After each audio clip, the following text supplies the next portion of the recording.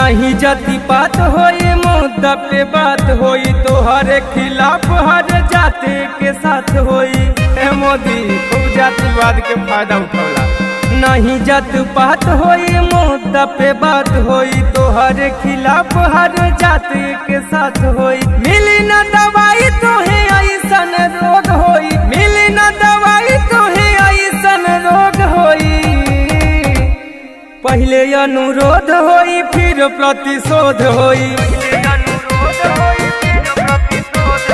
अग्निपथ योजना के खोल के विरोध होई।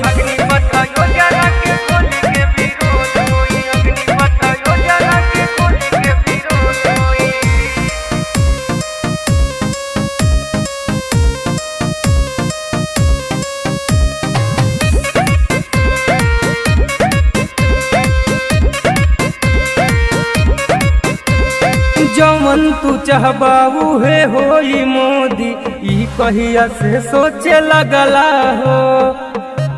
योजना के वापस लेला हो नहीं तो तू देखबा खेला हो।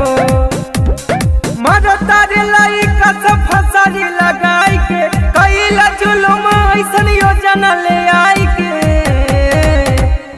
पहले अनुरोध होई फिर प्रतिशोध होई। अग्निपथ योजना के खोल के विरोध होई। अग्निपथ योजना के खोल के विरोध होई।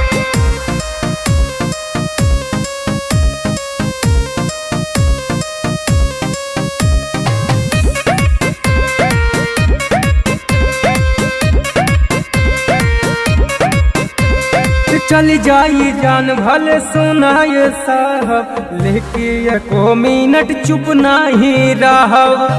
लड़ाई तन से लहरब हो फरक न भल से मारब हो।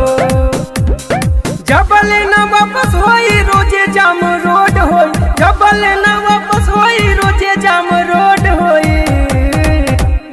पहले अनुरोध होई फिर प्रतिशोध होई।